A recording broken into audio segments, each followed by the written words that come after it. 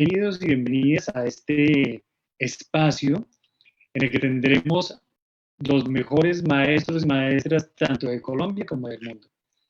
El día de hoy nos está acompañando el profesor Luis Emiro, quien es uno de los finalistas del Global Teacher Prize del año 2019.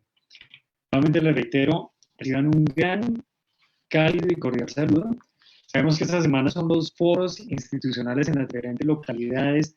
Ya hemos pasado por los foros institucionales y es un espacio de reflexión, de crecimiento en torno a la educación, la investigación y las transformaciones pedagógicas. Entonces, qué maravilla que el día de hoy podamos compartir con uno de los maestros más destacados de Colombia y que ha trabajado el tema de la educación rural, que es uno de los campos que tienen más importancia y más relevancia, dados pues, todos los procesos que estamos generando desde el fortalecimiento de la Bogotá región, pero en este lugar también en donde nuestra población se debe beneficiar de excelentes maestros como el maestro Luis Emiro, quien ha desarrollado unas dinámicas de trabajo bastante profundas, bastante reflexionadas, bastante rigurosas y bastante metódicas.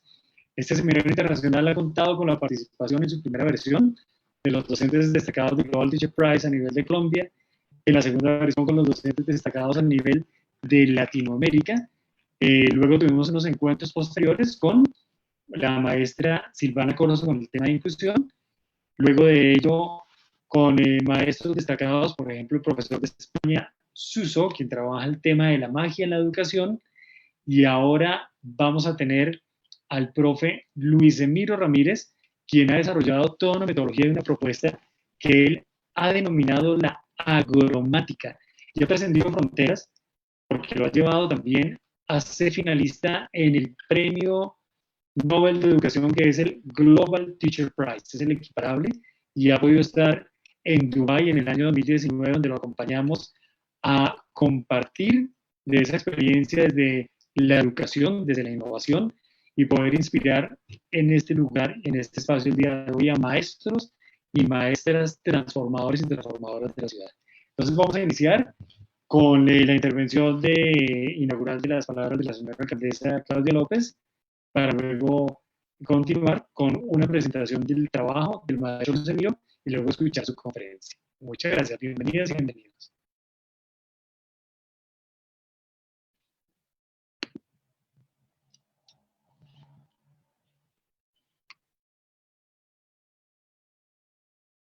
Maestros y maestras de Bogotá, de Colombia y del mundo que nos acompañan en este primer Congreso Internacional de Investigación.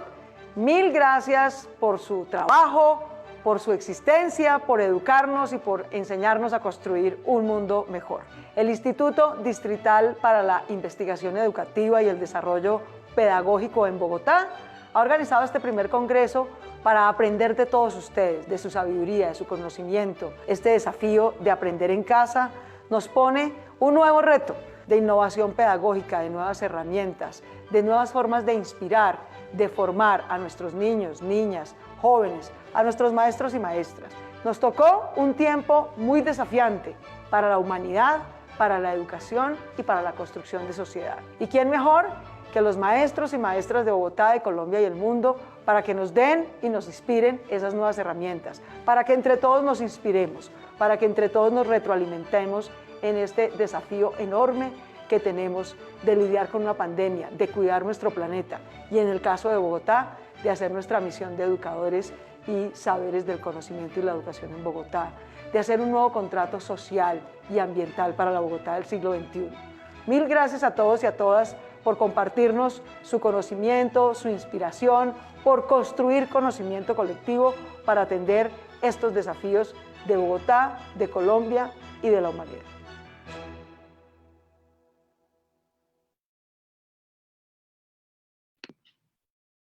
Bueno, muy bien, escuchábamos a la señora alcaldesa con estas palabras de bienvenida a este Seminario Internacional de Investigación en Educación y IDEP, que es en esta versión 2020 el primer seminario internacional, que lo continuaremos en el año entrante también con participantes de índole, desde la escuela pública de la ciudad de Bogotá hasta todas las regiones y rincones de nuestro país.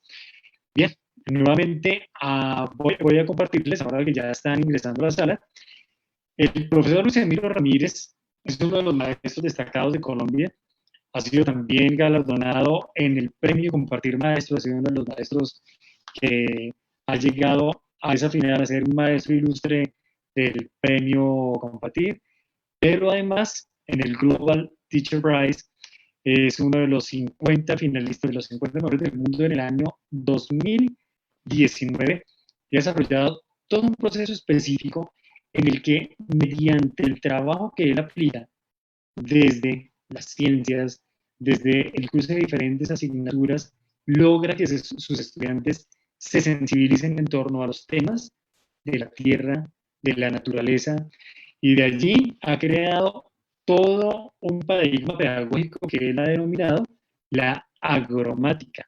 Entonces, este espacio es un espacio para reconocer, para escuchar, para compartir.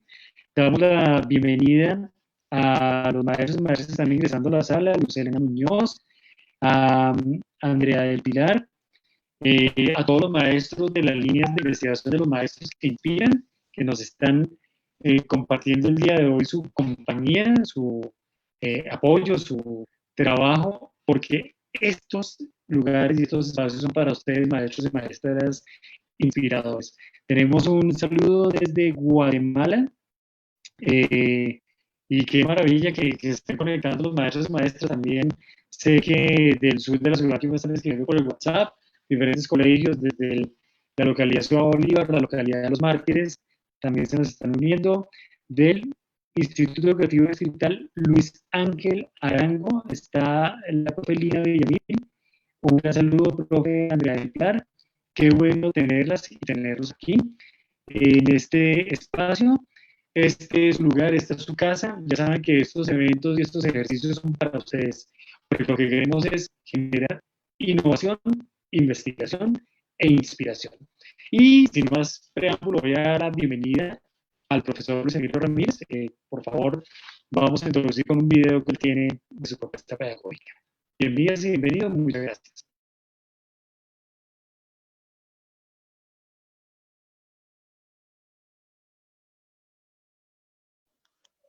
Bueno, Alex, buenas tardes para todos. Pues muy contento de estar acompañándolos en este momento. Antes de, pues, expreso mis saludos antes del video que se va a transmitir. Y pues reiterarle a Alex que pues sí, de los Teacher Prize, de los compañeros Teacher Prize, tenemos una situación que todos son compartir, menos el profe Alexander y quien les habla. Por eso a veces la confusión. Yo todavía no soy compartir, Alex, para que de pronto no quede ahí la suspicacia en ese proceso. Nuevamente, pues a todos los profesores que se están aquí acompañando desde Cundinamarca, Bogotá, Guatemala, como vemos en el chat, pues muy gustoso de tenerlos. Vamos a hacer una transmisión de lo que es una experiencia significativa desde la rural y los componentes que tiene la misma frente a educativo. Entonces, muchas gracias por tenernos acá y vamos a ver un pequeño video para continuar con la experiencia. Muchas gracias. Mi nombre es Andrés Neider Zúñiga Patiño, vamos rumbo al colegio El Caraño.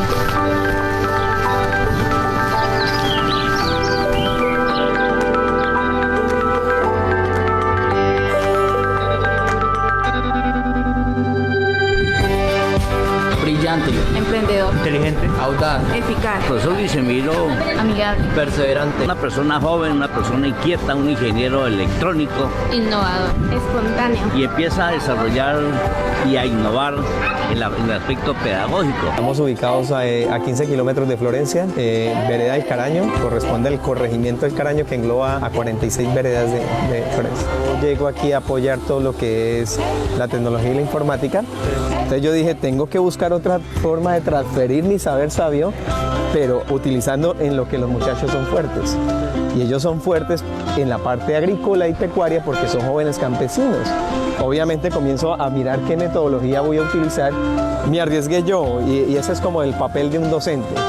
Buscar la forma de romper ese paradigma del salón y entender que las aulas de clase están un poco fuera de esas cuatro paredes. Entonces, si yo voy aquí y miro esta zona verde, puedo definir perfectamente un salón. Tengo un espacio, tengo unas plantas. Esas plantas yo las puedo analizar física, fisiogénicamente, organolépticamente y comenzar a ver que detrás de todo eso hay ecuaciones matemáticas, hay una percepción amplia que me va a permitir hacer escritos sobre esa parte. Bueno, eso tiene fotoceldas, tiene un DTH11 que este sirve para medir la temperatura. Sí, todo lo hacemos también, pero con ayuda del profesor, obviamente. Pues el profesor Emilio es una persona muy didáctica, o sea, él no es simplemente como que las clases y lo rutinario, de que entras y el cuaderno y la tarea. O sea, a él le gusta que los estudiantes interaccionen con el medio en el cual se rodean y pues así encuentren soluciones a los problemas que conllevan el alrededor.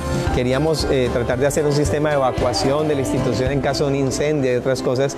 Dijimos, vamos a generar mecanismos para protegernos, porque el río es muy bonito, pero el río es agresivo. O sea, con el monitoreo del río podemos evitar muchas cosas. Si hay inundación o avalancha, nosotros ya sabemos 2-3 horas más atrás de qué va a pasar y podemos como que prepararnos para eso. Entonces comenzamos a monitorear la lluvia con pluviómetros artesanales, qué tanto llovía, qué tanto, a sacar códigos, a hacer un seguimiento, unas bases de datos. Luego fuimos al río, pintamos una piedra, comenzamos a llevar registro para no estar todos los días bajando allá a medir, sino llevar el registro en la piedra y después decidimos implementar en un tubo una serie de láminas para poder tomar la medida en la parte de arriba y no tener que ir hasta el río en sí. Y comenzamos a hacer, hoy en día ya lo hemos perfeccionado tanto que ya lo hacemos por radio. Nos va a permitir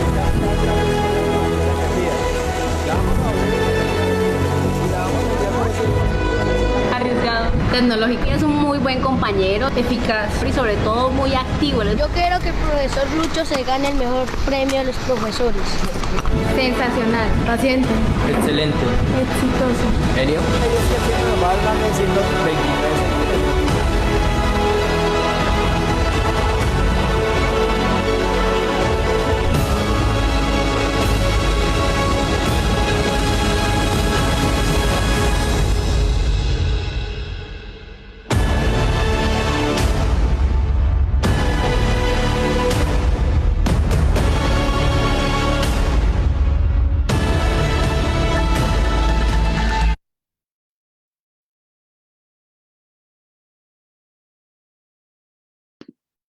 Luis Emiro, qué bueno. Bueno, ahora sí aprovecho, ya estamos con todos en sala. El profe Luis Emiro, yo tengo que contarles, en este momento él está en Florencia, está en Caquetá. Por eso incluso ha estado muy atento que la conectividad no se le caiga, que podría suceder en cualquier momento, pero esperamos que no sea así, porque el punto donde él está es de difícil acceso. Entonces, primero agradecerte tu trabajo, tu maravillosa experiencia, el hecho de compartir aquí con nosotros. Te voy a leer rápidamente. Tenemos el saludo de María Argos, Juan Carlos Piñeros, de Andrea del Pilar, nos están saludando desde el Liceo Femenino Mercedes Nariño, que es uno de los colegios más antiguos que tiene la ciudad de Bogotá, ya tiene más de 100 años. Tenemos también un saludo desde Juli, Cundinamarca, del profe Ricardo Gómez, del coordinador Carlos Alberto Sierra Murillo, nos está saludando también de la institución educativa departamental Cacique Anamay, de Nimaima, Cundinamarca. Nos saludan también de la institución educativa Eduardo Santos de Soacha, Cundinamarca. Nos saluda Víctor, Ana, Lina, Andrea, un gran saludo para todos y para todas. Y nuevamente agradecerte, Luis Emilio, por ese trabajo tan maravilloso, por esa experiencia y por la generosidad en compartir tu tiempo con los maestros y maestras que están conectados en este momento. Y mucho orgullo, le dice aquí Rodrigo Álvarez, al profesor Luis Emilio, a los organizadores. Entonces, bienvenido, Luis Emilio, y el escenario es todo tuyo.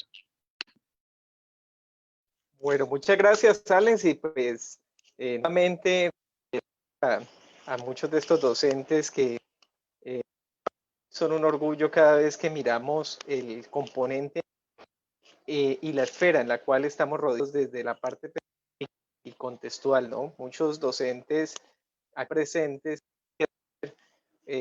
una función adicional, que es la función de poder llegar a los lugares del Estado, a llegar a los rincones más apartados del territorio, que los maestros somos la representación del Estado. Antes de llegar a un polígono, alguna localidad, siempre estamos los docentes presentes y ese es el componente más fabuloso que tiene la. En ese orden de ideas, pues quisiera yo empezar aquí a compartir con ustedes una presentación.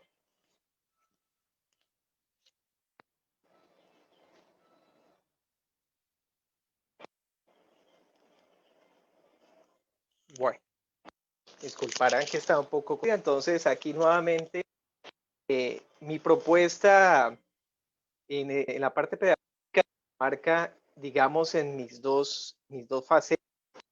Yo fui criado en una familia docente con una vocación, soy normalista superior con título docente, pero muchas de las cosas de la pubertad y la rebeldía decían, yo no puedo ser docente, y yo decidí no ser docente, de cubrir uno de los sueños más grandes que tiene todo, y el mío siempre ha sido ser ese despelucadito que tiene un reflejo de Albert Einstein y que quiere cosas más locas y hacer los experimentos más profundos.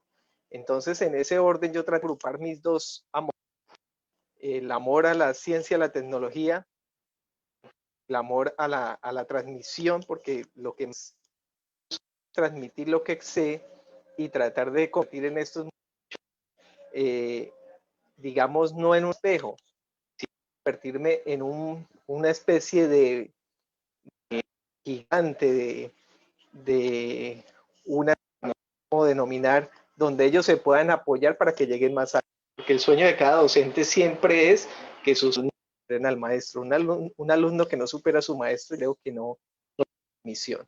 En ese orden, mi estrategia es la agromática, una experiencia significativa desde la educación rural, que tiene componentes que ya veníamos hablando.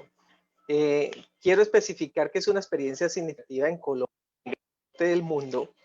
Pues es una práctica concreta, un programa, una actividad, puede ser incluso una secuencia, algo que se desarrolla en el ámbito educativo, que obviamente busque desarrollar un fomento y un desarrollo de competencias. Debe ser innovadora. La innovación no siempre está enmarcado en el hecho de llevarte y hacer cambios significativos hace con el apoyo de estas herramientas. La innovación sencillamente está enmarcada en el hecho de hacer las cosas distintas. Romper ese paradigma de más de 60 años de hacer siempre lo mismo, de ser digamos, hacer una transmisión de conocimiento que mal o bien dicho se utilizaba que es hacer esa clase magistral. Eso es se está buscando en este momento, que se rompa ese paradigma. El solo hecho de romper el paradigma ya es innovación. Entonces, y ahí viene un tercer componente, que es que tu experiencia en su contexto. Yo no puedo desarrollar una experiencia significativa en un sector rural tratando de, les voy a matemáticas desde, no sé, contar pisos en un contexto donde no es ni siquiera por si a mucho tiempo una casa de un nivel para poderme hablar de otros elementos con comparables en su contexto. Entonces debe atender una necesidad, un contexto. Lo más importante en la educación es que la experiencia no se enmarque, hacer que mis chicos mejoren el prueba saber. Voy a hacer que mis chicos tengan, se aprendan tablas de multiplicar. Lo más importante es que la intervención pedagógica que haga le permita al muchacho no académicamente, sino en su aplicación y en la práctica de llevar eso, su conocimiento, a la comunidad. Entonces debe atender ese,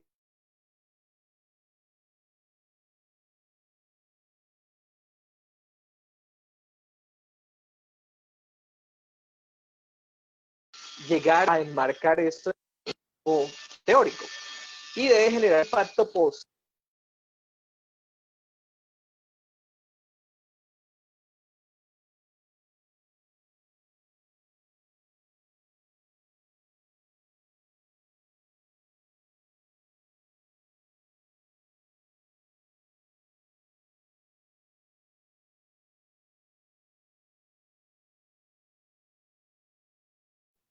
Bueno, parece que la conectividad del profe se nos cae de ratitos, pero él está hablando aquí de la experiencia significativa y del trabajo que ha desarrollado justo en Florencia y que le ha Hola, permitido desarrollar una propuesta muy potente. Profe Luis Emiro, ¿ya nos escuchas bien?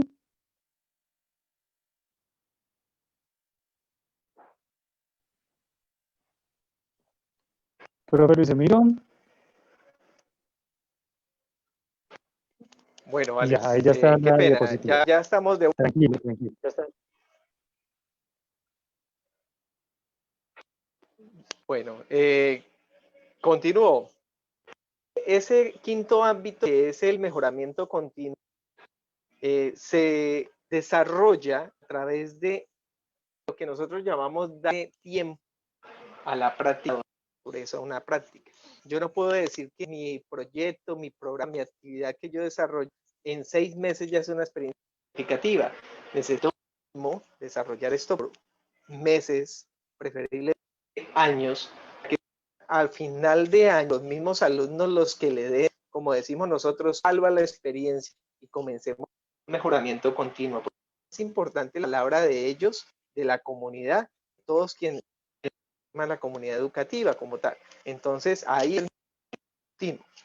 Cuando yo ya sé que es una experiencia significativa, todos tenemos experiencias significativas, viene un componente muy importante, que es comenzar a ver en esa experiencia yo cómo podía. Ahí es que una experiencia se vuelve internacional. ¿Cómo hablamos de una experiencia internacional? Pues sencillamente una experiencia que permite enmarcar esos objetivos de desarrollo sostenible en práctica. Estamos hablando de poder utilizar, por ejemplo, mi práctica educativa para mejorar obviamente la educación de calidad, puedo hacer práctica para llevar a la igualdad de género, al saneamiento básico, el agua potable, a hacer acciones o trabajar como hace la agromaquia en uno de sus trabajar el hambre cero o la seguridad alimentaria. En este concepto, estoy tratando de transmitir algo, listo. En este concepto, yo logro que mi estrategia pedagógica se guíe de objetivos de desarrollo sostenible, ustedes ya tienen lista de experiencia significativa que pueden mostrar porque digamos que muchas de las dificultades que tenemos nosotros para visibilizar lo que hacemos. Lo primero es obviamente tratar de buscar los ejes que da el Ministerio de Educación. Posteriormente necesitamos comenzar a ver desde los, digamos, los marcos de referencia, aportar a los objetivos de desarrollo sostenible.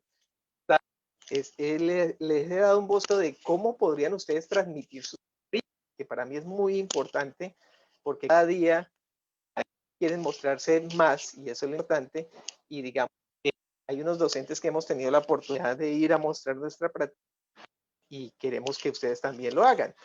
En el departamento existe la capital, que es Florencia, y en sus 15 kilómetros está una institución educativa que se llama Caraño.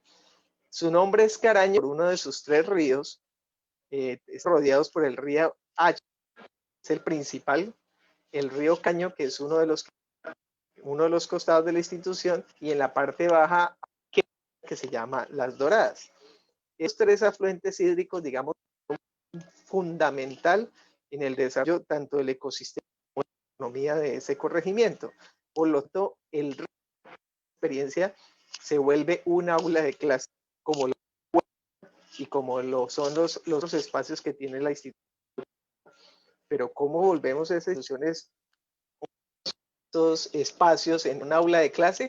Esas son las que vamos desde el marco de la innovación. ¿Cómo romper ese paradigma? Pero para que la experiencia tenga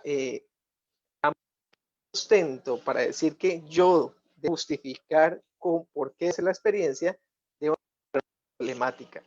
Y la problemática en el sector rural, a los aquí conectados que son del espacio rural, ellos conocen problemáticas e incluso conocerán los parámetros de problemáticas que nosotros aún no, que cambia según las comunidades, ¿no? Una realidad dispersa que es como el eje del Caquetá. Son familias que están a kilómetros la una de las otras porque las fincas son de áreas, basados en que acá la ganadería es extensiva. Para tener una vaca necesito una hectárea y técnicamente termina tumbando bosque para poder tener más ganado, porque automáticamente para poder que una familia sea sustentable dentro de la necesito tener mínimo unas 100 cabezas de ganado, mínimo unas 20-25 cabezas de ordeño y las para la venta de carne. Entonces, digamos, son muy extensas. Esto genera ambiental y hace que la parte agropecuaria, la parte de los cultivos y de las especies menores, sea económica rentable porque es mejor tener ganado. Esto, pues, sabemos que hay una brecha digital en el rural. Sabemos que el Ministerio de Educación tenemos que tratar de que los chicos regresen al campo. Es una tarea difícil por el hecho de que el no es atractivo. El campo para los chicos ya no es productivo y al no ser productivo, pues ellos se van para la ciudad. En pocas palabras, si el 4 hectáreas, en vez de ellos producir sus 4 hectáreas en algún producto que es la caña o árbol o algo de hortalizas, ellos prefieren vender o irse a la ciudad. Y entonces el campo se está llenando de gente y la mano de obra fuerte se está yendo del campo. Nuestro deseo tampoco es que queden en el campo. Nuestro deseo es que haya una significación de que si ellos van al proceso educativo, posterior a finalizar sus carreras, regresen a aportar al campo desde su saber aprendido. En ese orden es muy importante que ellos es productivo, que en el campo se puede investigar y es un punto de equidad y paz, porque es un problema fundamental. Imagina el Caquetá que la guerra se vivía era en el campo, en las ciudades, que era un fenómeno bien complicado. Nosotros trabajamos a palabras que ven aquí al lado izquierdo, que se conoce como la deprivación sociocultural. La deprivación sociocultural es un fenómeno donde chicos están privados y de ejercer de alto nivel. En pocas palabras, un chico en el campo no va a la ciudad pensando en ser el rico.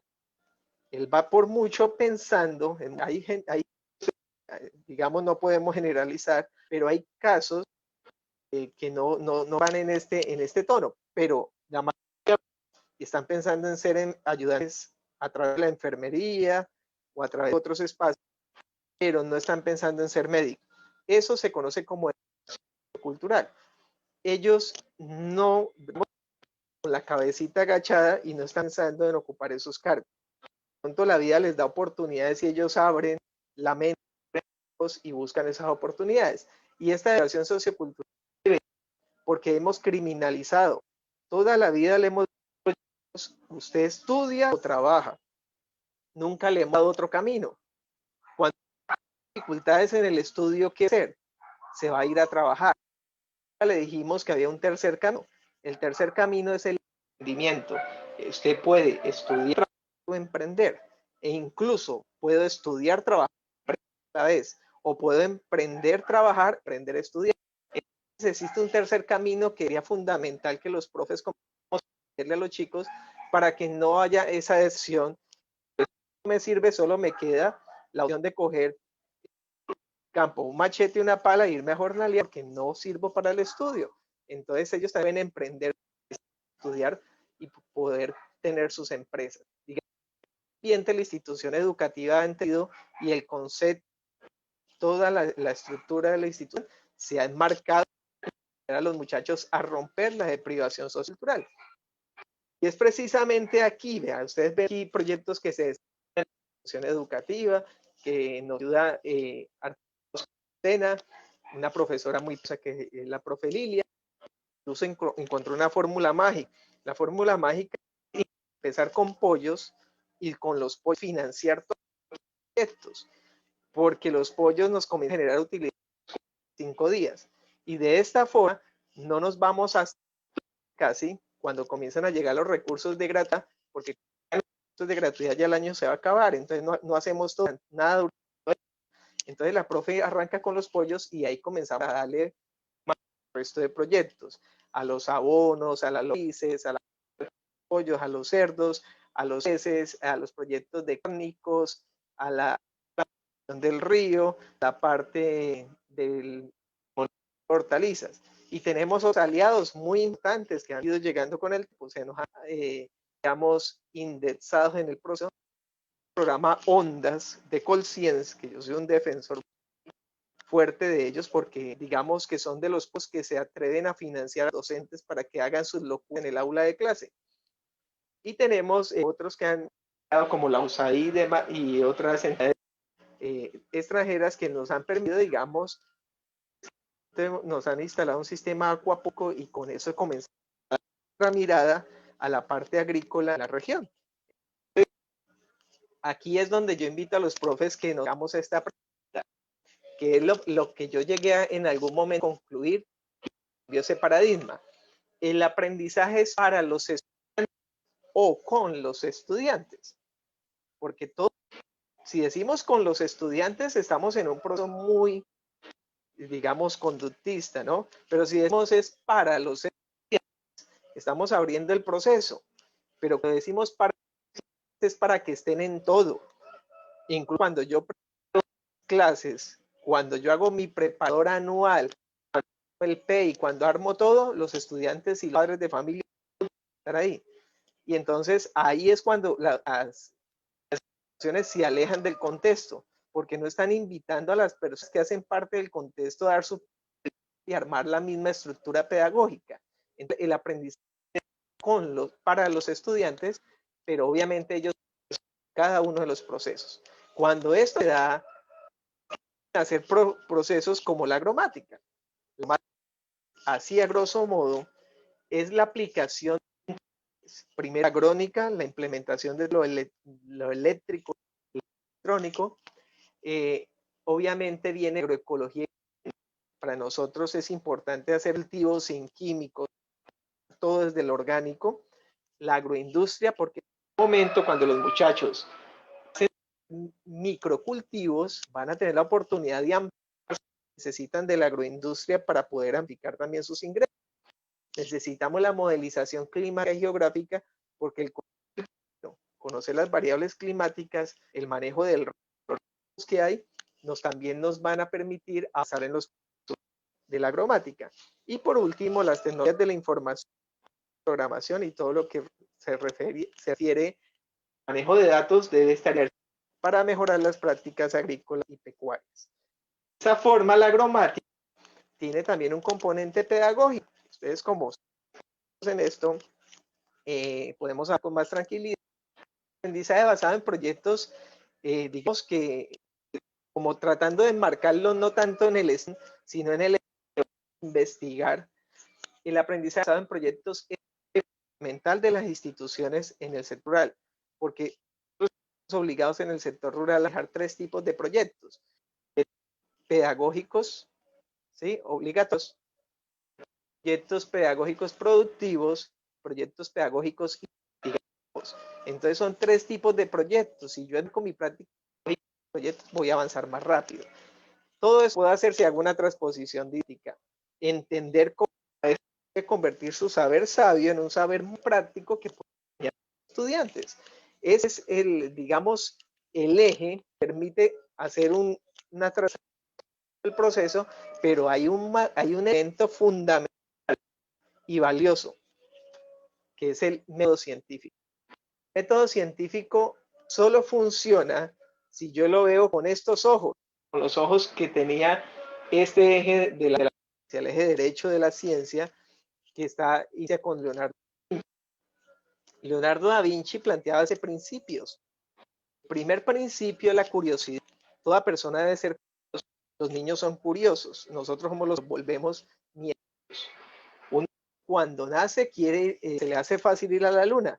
A medida que avanzan los años, les llenamos de peros. Pero para la luna es muy lejos, mucha plata, bueno, todo, pero. Y cuando ya tiene una edad, casi en la ya no quiere ir a la luna, porque ya le hemos matado los sueños pedagógico. Y la idea es que el maestro no sea un matasueños, sino que lo motive para que los sueños no sean posibles, sean una realidad. Entonces hay que trabajar que los chicos sean muy curiosos. Todo chico curioso va a generar preguntas y toda pregunta debe ser demostrada. La única forma de demostrar las preguntas es investigando y persistiendo en esas comprobaciones. Es la forma de probar las preguntas. Obviamente, la respuesta que siempre veo. Debo utilizar los sentidos. Ahí es donde viene el análisis de los órganos, de cómo yo puedo. Es una planta, yo la veo, pero si la toco, la voy a materializar. O sea, el abuelo voy a comenzar a unas variables que no tenga de la planta. La escuchar, si me habla la planta fabuloso. Bueno, el hecho de que los sentidos es primordial para que y esa forma de demostrar pase a un nuevo nivel, que es tratar de hacer de esa pregunta la cosa más posible para poder llegar a este cuarto nivel de los davincianos, que es el esfumato. Sobre el esfumato es donde está la clave del sistema educativo. O sea, el esfumato y la gramática son directamente proporcional. El objetivo mío es llevar al esfumato. Cuando están en el esfumato, yo tengo que dejar. Si el docente resuelve las dudas de sus alumnos, sencillamente ellos no aprender. Van a cerrar capítulo. Si dejo que él comience a dar respuesta, se porará un mes, un año, media vida, ya que siga la respuesta, va a encontrar, primero, un aprendizaje significativo. Segundo, un componente que pronto no existe en el mundo y puede ser algo para la ciencia y para esa persona. Y ya, de forma tercera, pues obviamente rompe un vínculo en los principios que solo pueden lograr los otros tres. Los otros tres no son procedimentales como los primeros. Los otros tres son una forma de que esos cuatro funcionen. Primero, entender que nada está suelto, tiene una conexión. El otro, que hay una corporalidad, que todo es matemáticamente, todo tiene una corporalidad. Lo Trubio es clarísimo. Si yo pongo a los chicos que sean de la cabeza y le digo que ese valor lo divida por el valor que les da de los pies, les va a dar un número matemático que es el número A de Dios, como lo conocen varios. Entonces, vamos a mostrarle que todo está correlacionado matemáticamente, que necesitamos que comience a pensar de manera distinta. Necesitamos que el matrimonio arte y ciencia llegue a su buena unión, fusión. Por ejemplo, cuando un chico desarrolla los 12 hemisferios, está haciéndole vínculos, principios de esto nos permite que el muchacho tenga otras particularidades que de pronto no va a tener solo el hemisferio derecho o el hemisferio izquierdo. Entonces, así que el estudio debe ser bueno en el deporte, debe ser bueno en las artes y debe ser bueno en otras asignaturas. Por eso es bueno. A veces decimos, es que no todos van a ser buenos para todos, pero hay que existir un término medio para que estos chicos desarrollen ese matrimonio de arte y ciencia. Bueno, y ahí viene, digamos, el médico. Yo lo trabajo desde el leccionismo de Pop, que es que todo lo que se pregunte debe ser. Y entonces genera una clase muy técnica que se llama preguntas tontas con respuestas científico-técnicas y es fácil. Llevo a esos verdes a espacios fuera del aula de clase y digo, hoy va a tener nota el que más preguntas tenga en el cuadro. Yo no voy a calificar la cantidad de preguntas. Eso es solo para que ellos comiencen a escribir cuánta cosa se les pase por la mente, porque lo que yo estoy buscando es que hagan preguntas tontas. En el proceso de escribir preguntas tontas es que nacen las preguntas más valiosas. O por ejemplo, el caso particular de una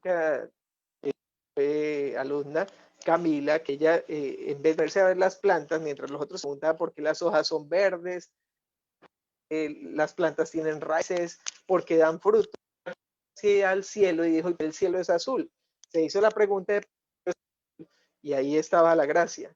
Es la pregunta más, ¿cuándo sabemos una pregunta?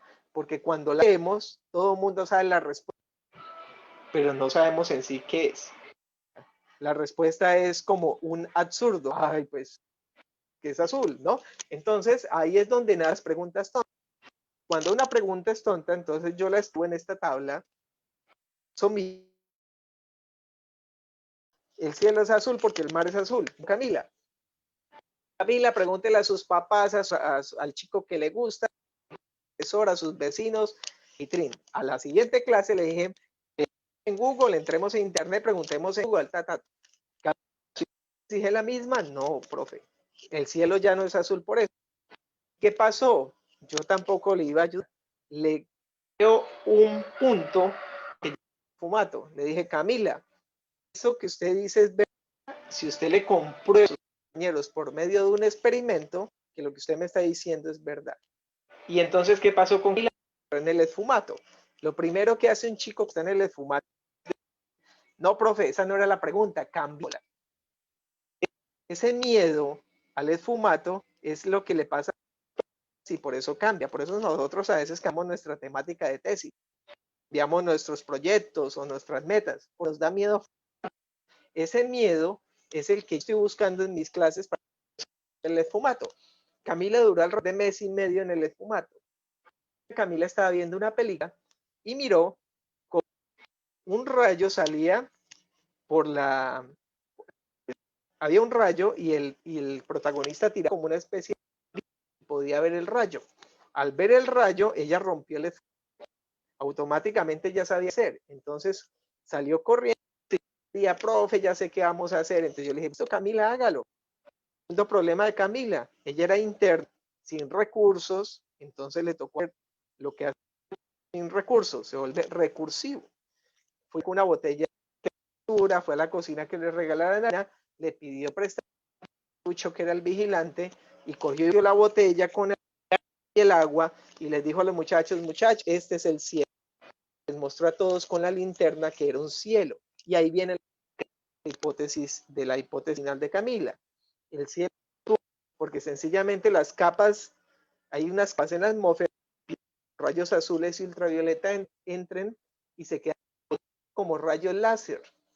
Pero como esa atmósfera también tiene un polillo y un sistema como la arena que permite no se vean como película, pero sí del rayo rojo de la película, pero sí como láseres azules en el cielo.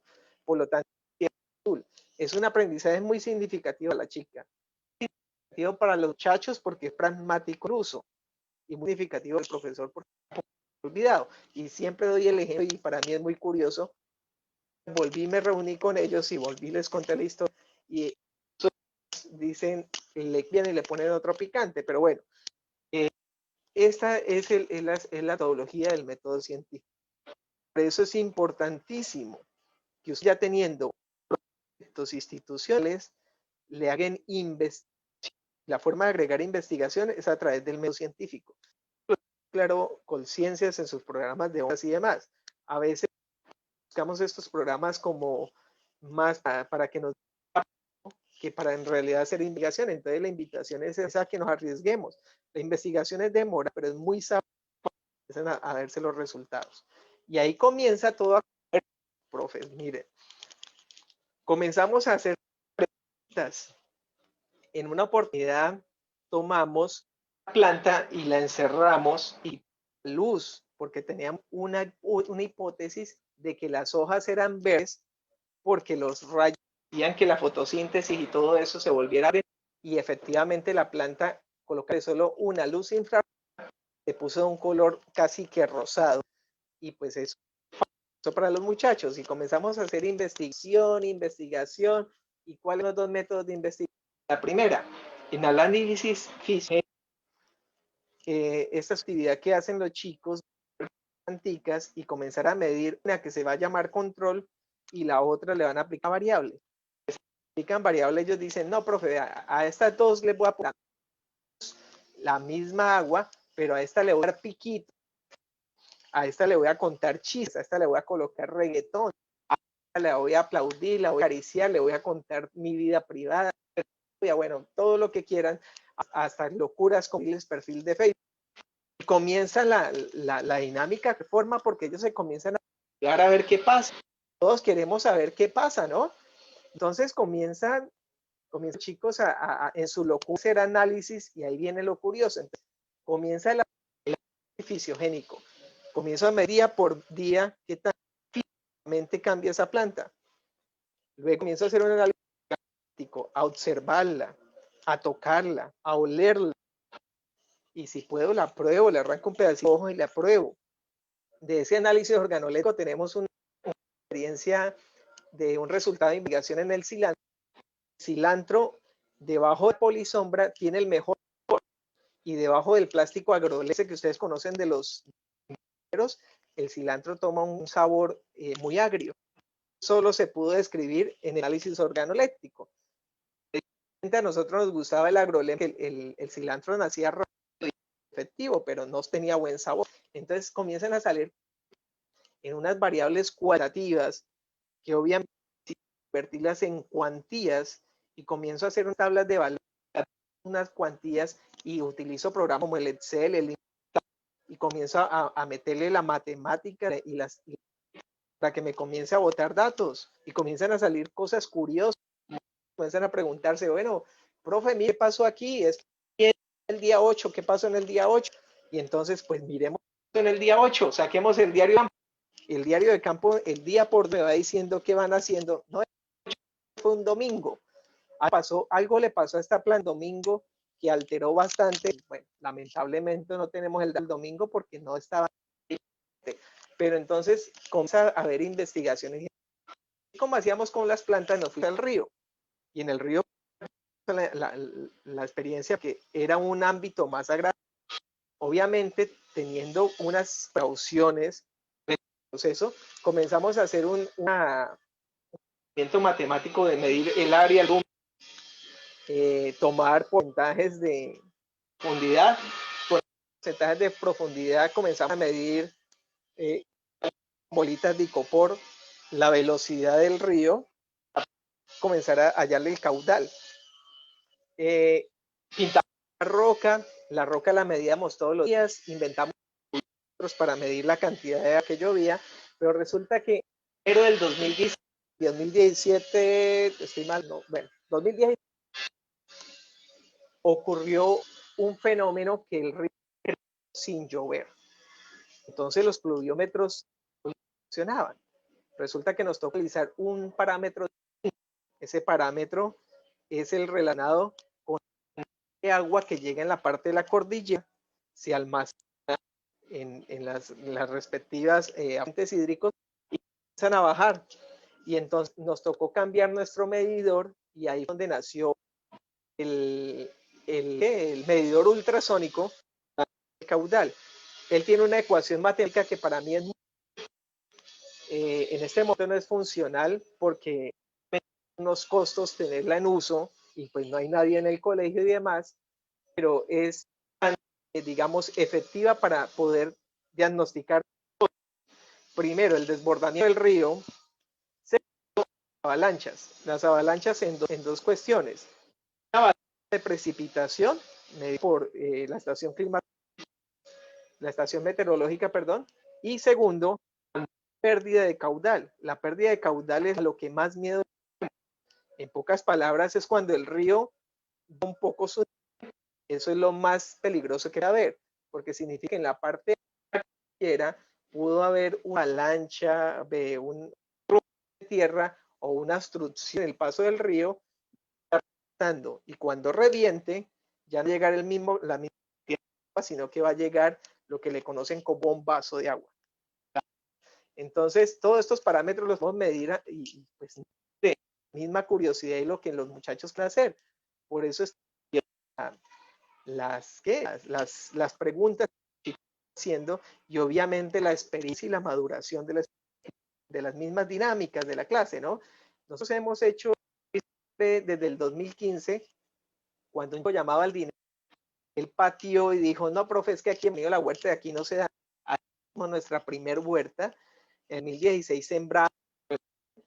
Ya de ahí en adelante, digamos, no hemos para producción, sino para investigación, y pues ya es investigado los de primaria, han investigado varios profes, y digamos, nuestras huertas no son de producción, sino de investigación. Cosas que a veces uno no entiende, ¿no? Porque muchos esperan que el colegio produciera alimentos para su institución.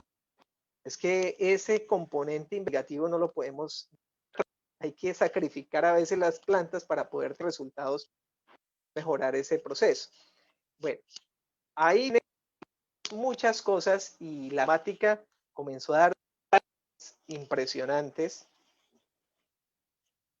y los chicos comenzaron a crear y a crear y a crear, profe, a meterse en chicharrones, como decimos nosotros. Cada vez alguien quería ir más adelante del otro. Hay momentos del esfumato donde el único que puede mano es la voz del experto, o sea, del profesor o los amigos del profesor. Aprovecho para agradecer a los amigos. Tengo biólogos, químicos, ingenieros de tema. Un amigo que es fenomenal, Omar, tiene ningún estudio. Yo diría que sabe más, pero es una cosa impresionante. Y entonces ellos también nos dan la mano. Y entonces yo soy el proceso. Tengo 3 estudiantes que tuve en el Caguán en el año 2010, que ya son profesionales. A veces también me dan la mano. Entonces se va creando de estas comunidades. Les gustó la investigación, apoyar a los que están empezando y se va creando una comunidad de investigadores. Y comenzamos a crear distintos dispositivos.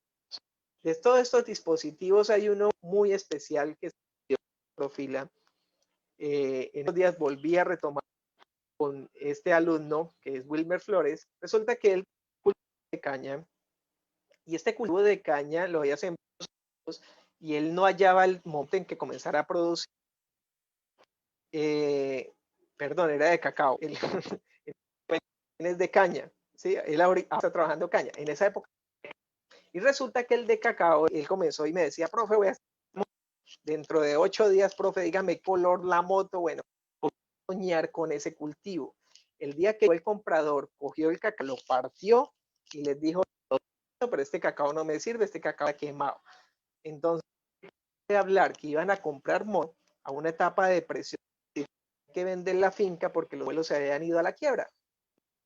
Era por algo muy básico, porque para poder hacer un cultivo de estos, necesita invertir recursos y el campo está solo en este proceso. El campesino es una persona individual porque el Estado técnicamente tiene una política seria en el proceso. El Estado lo apoya a grandes, digamos, terrenos o terramientos, digamos, de eso, ¿no? Para no embalarme aquí, digamos, muchos cultivos y obviamente pueden garantizar eso, pero el pequeño agricultor no tiene esas. Por eso es que se asusta cuando él decide ir a sembrar hoja de coca, a trabajar con la hoja de coca. Es más rentable que irse a trabajar con caña. Pero bueno, esta política hace que y este chico Flores entró en una etapa depresiva, entonces dije la palabra clave. Entonces, ¿qué vamos a hacer? Y Flores comenzó, pues, profe, por mínimo necesito saber si se dañó el cacao. Y comenzamos a trabajar, duró 1 año y medio. Un día, una compañera se desmayó, la llevaron al centro de salud porque yo estaba en la camilla y la llevaron al centro de salud que está como a 200 metros. Y la enfermera sacó un aparatico que se llama el pulsoxímetro y se lo puso en el dedo. Y él rompió el esfumato. Flores llegó y me dijo, profe, ya sé que vamos a hacer un aparatico que yo coja la hoja y la coloque, apriete, me diga aquí qué saludable está.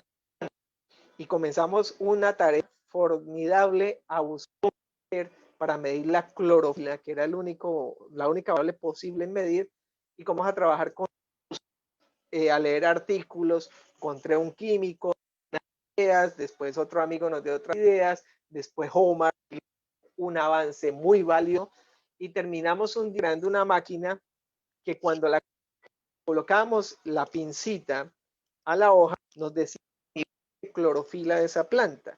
La sorpresa más grande es el estado del arte del aparatico. El aparatico termina en el mundo. Y entonces eso fue bastante para ellos, bastante valioso para Flores, aunque ya él finaliza 11 y Flores el proceso, pero no gozó.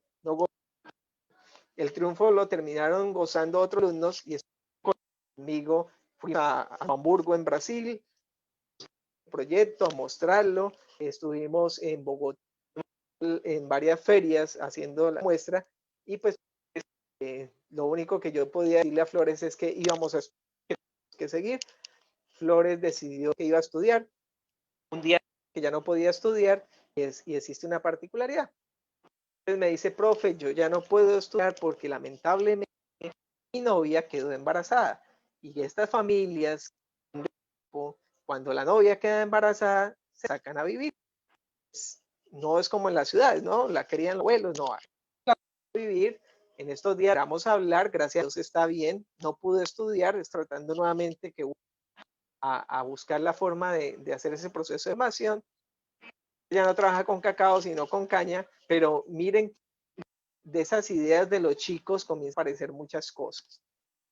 Nosotros tenemos el medidor del río, la estación meteorológica, tenemos un medidor de nitrato muy valioso para la caña, estamos trabajando sobre la milagrosa, gallinas de huevos azules, hemos iniciado el monitoreo de una falla, que es la falla de Jericó, que es digamos, una eventualidad. Y así ha sido muchas cosas.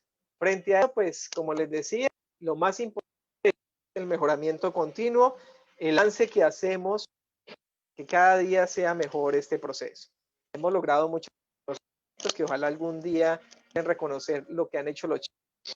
Pues obviamente el maestro ahí siempre al lado con esto.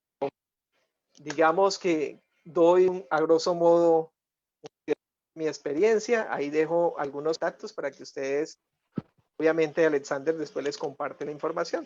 Muchas gracias. Mi querido Luis Emiro, qué profe con esta experiencia tan maravillosa, tan importante, que nos conecta con la naturaleza, con lo que en realidad nos da la vida, que es el campo, y qué bueno que lo estés haciendo desde la educación rural, con la gramática, generando esas transformaciones tan potentes, y para mí era muy valioso el día de hoy que te escucharan los maestros y las maestras que están en este momento conectados y conectadas en este seminario internacional. De antemano, muchísimas gracias, Luis Emiro, y el llamado es para que amemos todo el trabajo que hacemos con la naturaleza, para que no abandonemos nuestras zonas rurales, que leemos toda la incidencia y la importancia como lo está haciendo el profesor Luis Emiro desde Florencia, Caquetá, y en zonas como San Vicente del Caguán, y en otros espacios que tradicionalmente fueron zonas de violencia, pero que ahora son procesos de transformación, y eso que tú estás haciendo es en realidad transformar y cambiar el paradigma. Muchísimas gracias, mi querido profe Luis Emiro Ramírez. Esta es tu casa. Aquí los esperamos en los próximos eventos. Bienvenidos y bienvenidas a todas las actividades que desarrollaremos con el DIREP. Un enorme abrazo y no olviden, no abandonemos el campo.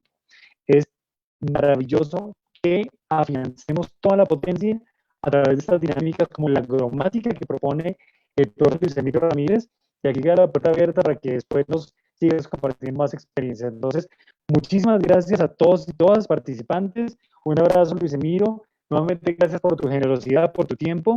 Y de aquí se publican unas memorias para que las consulten en nuestra página web, deridep.edu.co. Síganos en nuestras redes sociales, en Twitter, Instagram, Facebook y en la página del IDEP, donde estaremos publicando las convocatorias para maestros y maestras con todas las temáticas que tenemos.